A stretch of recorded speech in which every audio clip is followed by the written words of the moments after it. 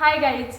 रोज संध्याकाळच्या वेळी आपल्याला हलकीशी भूक लागलेली असते आणि त्यावेळी आपल्याला चमचमीत असं काहीतरी खावंसं वाटत असतं. समोसा किंवा भजी, शेवपुरी, पाणीपुरी, भेळ किंवा वडापाव असे चटकदार पदार्थ खावेसे वाटत असतात. तर त्यातलाच एक चटकदार पदार्थ आपण आज बनवणार आहोत. नमस्कार, मी रुपाली.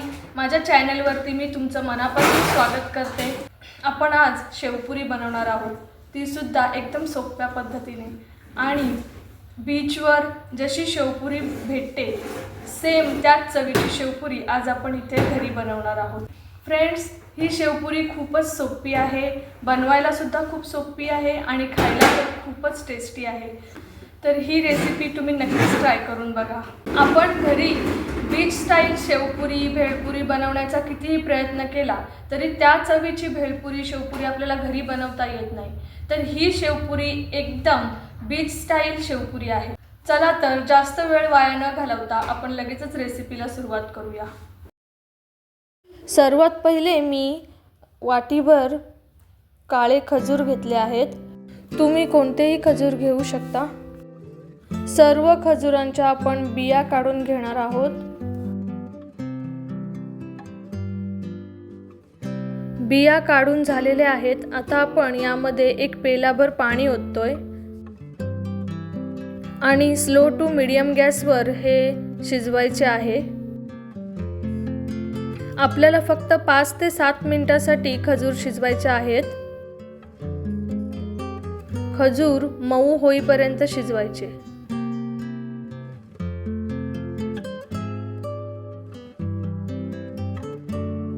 खजूर आपले मऊ झालेले आहेत. आपण आता गॅस बंद करूया.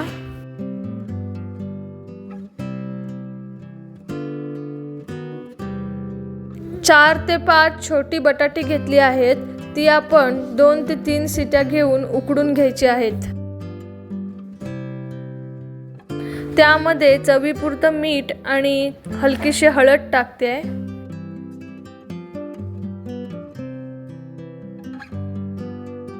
आता आपण 3 शिट्या घेऊयात. तोपर्यंत आपण हिरव्या चटणीची तयारी करूया. कोथिंबीर, 1 मिरची, 2 लसणाच्या पाकळ्या आणि आल्याचा छोटासा तुकडा ठेचून घेतला आहे. हे सर्व आपण मिक्सरला वाटून घेऊया. मिरची तुम्ही आवडीप्रमाणे घेऊ शकता. मी एकच घेतली आहे. यातली थोडीशी कोथिंबीर मी बाजूला ठेवते आहे. यामध्ये चवीपुरते मीठ टाकूया आणि मिक्सरला वाटून घेऊया. वाटताना त्यामध्ये पाणी टाकायचे आहे. तुम्हाला जितकी कन्सिस्टन्सी हवे त्याप्रमाणे पाणी टाका. आपली हिरवी चटणी तयार आहे. ती आपण एका वाटीमध्ये काढून घेतोय. आपली चटणी थोडी जाड वाटते म्हणून मी त्यामध्ये हलकेसे पाणी टाकते. तुमच्या आवडीप्रमाणे जाड पातळ करू शकता. बघू शकताय आपल्या चटणीची कन्सिस्टन्सी कशी आहे ते. आपले खजूर सुद्धा थंड झालेले आहेत. आता हे सुद्धा आपण मिक्सरला वाटून घ्यायचे आहेत.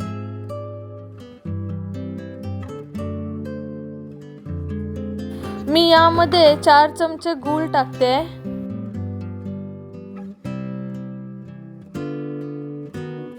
छोटा अर्धा चमचा लाल मिरची पावडर टाकते.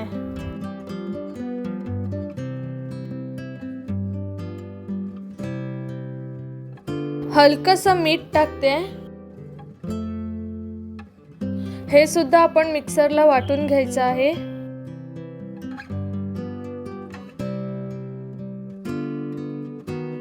आता यामध्ये पाणी टाकून पुन्हा एकदा वाटून घेऊया.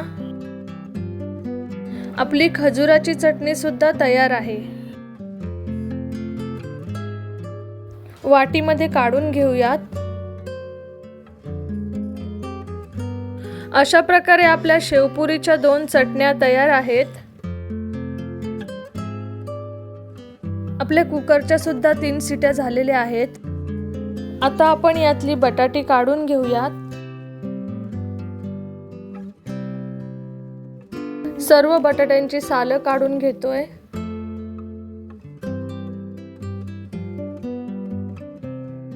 बटाटी मॅश करून घेतोय.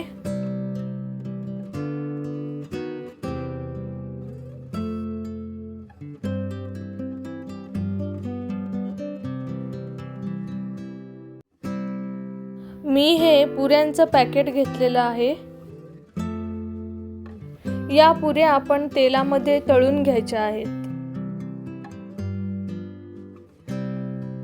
या पुऱ्या फुगल्या की आपोआप पलटी होतात.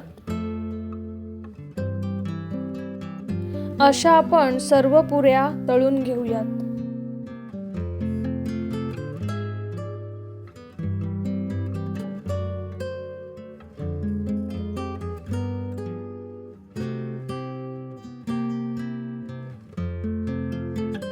आपल्या सर्व पुऱ्या तळून झालेल्या आहेत.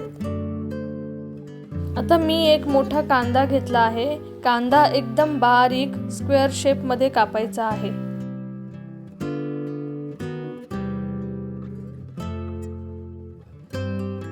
मी शेवपुरीसाठी अशाच गोल पुऱ्या वापरते. यामध्ये स्टफिंग खूप छान राहतं. अशा प्रकारे मी सर्व शेवपुरीची तयारी करून घेतलेली आहे. कांदा आणि कोथिंबीर मिक्स करून ठेवली आहे. टोमॅटो बारीक कापून घेतलेले आहेत. चाट मसाला घेतलेला आहे. आपल्या 2 चटण्या, उकडलेले बटाटे मॅश करून घेतलेले आहे. तसेच तळलेल्या पुऱ्या घेतलेल्या आहेत. आता आपण या पुऱ्या वरच्या साईडून हलक्याशा फोडून घेणार आहोत. त्यामध्ये आपल्याला स्टफिंग भरायचे आहे.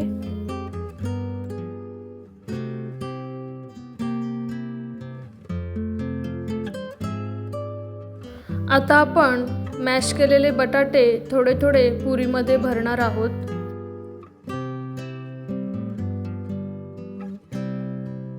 चाट मसाला स्प्रिंकल करूया.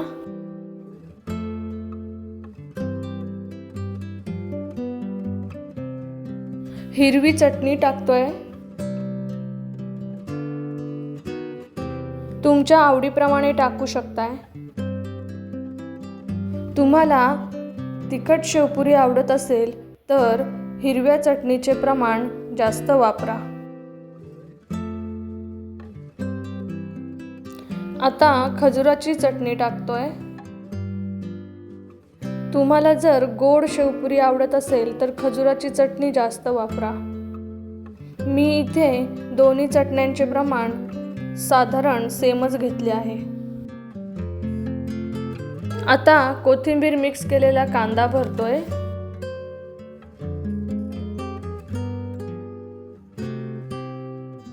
आता टोमॅटो भरूया.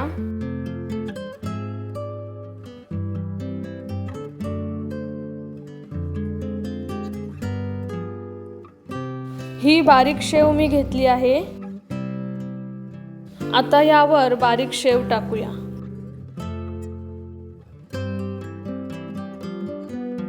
अशा गोल पुऱ्या वापरल्या की स्टफिंग सुद्धा त्यात खूप छान राहते आणि खायला सुद्धा सोपे पडते. आता थोडे सजावटीसाठी कोथिंबीर आणि टोमॅटो टाकते. आपली शेवपुरी तयार आहे. बघूनच तोंडाला पाणी सुटतंय ना? चला तर मग आजच शेवपुरीचा बेत होऊन जाऊ दे. हाय गाईज, आपली शेवपुरी तयार आहे. आपण ती टेस्ट करून पाहूया कशी लागते ते.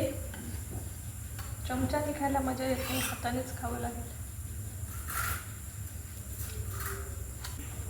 वाव गाईज, खूपच सुंदर अशी शेवपुरी तयार आहे. इव्हिनिंग स्नॅक्ससाठी ही रेसिपी बेस्ट आहे. तुम्ही सुद्धा नक्की ट्राय करून बघा. आजची ही रेसिपी तुम्हाला आवडली असेल तर माझ्या चॅनलला नक्की लाईक, शेअर आणि सबस्क्राईब करा. तसेच खाली बेल आयकॉनवर प्रेस करा, म्हणजे माझ्या नवीन नवीन व्हिडिओच्या नोटिफिकेशन तुम्हाला येतील आणि माझ्या व्हिडिओज लवकरात लवकर तुमच्याकडे पोहोचतील. धन्यवाद.